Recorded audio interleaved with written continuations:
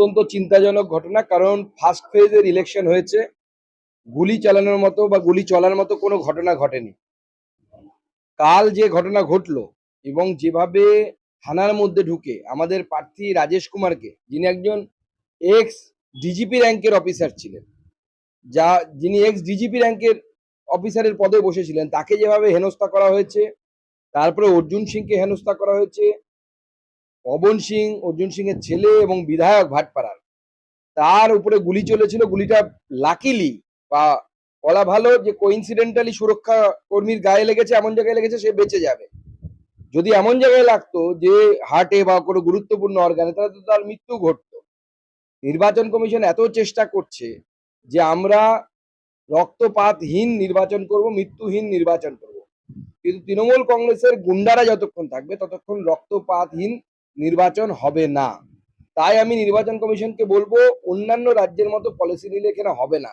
তৃণমূলের এই যে যারা নামজাদা গুন্ডা আছে, আপনাদের এই জেলাতেও আছে, সেই সমস্ত নামজাদা গুন্ডাদেরকে আগের দিন থেকে কমসে কম 72 ঘন্টা, এখন তো 72 ঘন্টা নেই, 48 ঘন্টা কমসে কম জেলের ভেতরে রাখা উচিত।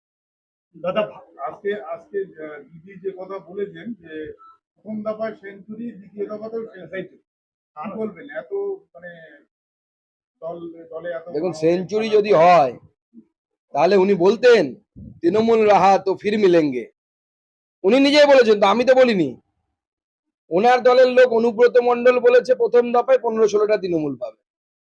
তো অনুব্রত ফিল্ডে নেমে কাজ করে না মমতা বন্দ্যোপাধ্যায় ফিল্ডে নেমে? মমতা বন্দ্যোপাধ্যায় তো হেলিকপ্টারে উঠছে, ফিল্ডে তো ওনার লোকাল নেতারা আছেন। ওনারা যা বুঝতে পারছেন নিচের তলায় যারা আছে, কত ধানে কত চাল, সব 100-200 সব হিসেব গড়বড় হয়ে যাবে। এবার বিজেপি সরকার করবে। দাদা, ভাঙড়ে এনআইএ তদন্তের নির্দেশ দিয়েছে, ওখানে প্রচুর বোমা উদ্ধার। দেখুন, বোমা উদ্ধার হলে তো এখন যে এনআইএ অ্যাক্ট আছে, সেই অ্যাক্ট অনুসারে, বিস্ফোরক অ্যাক্ট অনুসারে এনআইএর হাতেই তদন্ত যাবে।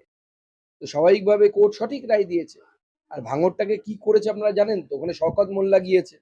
শওকত মোল্লা গিয়ে ওখানে আইএসএফ কে হারানোর জন্য সাম দাম দণ্ড ভেদ, গুন্ডামি, বদমাশি, যা যা করা দরকার সব করছে। সার্টিফাইড গুন্ডা। এদেরকে কেউ রাজনীতিতে আনে? এরা বামপন্থী, যখন বামফ্রন্ট ছিল তখন বামফ্রন্ট আমলে বামপন্থী ছিল, হঠাৎ করে এখন তৃণমূল হয়ে গেল। এদের কাজ হচ্ছে গুন্ডামি করা। শেখ শাহজাহান গুন্ডামি করা কাজ। এরা কারো হয় না, এদেরকে কোনো উঁচু দিকে আনতে হয় না। এরা ডাস্টবিনের মাল ডাস্টবিনেই রাখতে হয়। এদেরকে তুলে যদি আপনি ডাইনিং টেবিলে আনেন তাহলে এরকমই হবে। দাদা, লাস্ট প্রশ্ন, কত আসন পাবে? 170-এর বেশি আসন নিয়ে ভারতীয় জনতা পার্টি সরকারে আসতে চলেছে। প্রথম ধাপে 110 হয়ে গেছে, বাকিটা দরকার। 150 হলেই আপনার ইয়ে হয়ে যায়, 148 হলেই আমাদের সরকার হয়ে যায়, বহুমত হয়ে যায়। 170 পাবো। উত্তরবঙ্গে কত, দক্ষিণবঙ্গে কত? দেখুন, ও তো আলাদা করে ইয়ে আমি ওই মুহূর্তে বলছি না। উত্তরবঙ্গে মোটামুটি 40 ক্রস করে যাবে।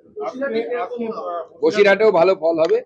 দক্ষিণ তো আমরা জিতছি, হিঙ্গলগঞ্জও জিতছি, অন্যান্যগুলোতেও ভালো ফল হবে। তো আমাদের জিতছি আমরা, সন্দেশখালী জিততে চলেছে। ঠিক আছে, এই 3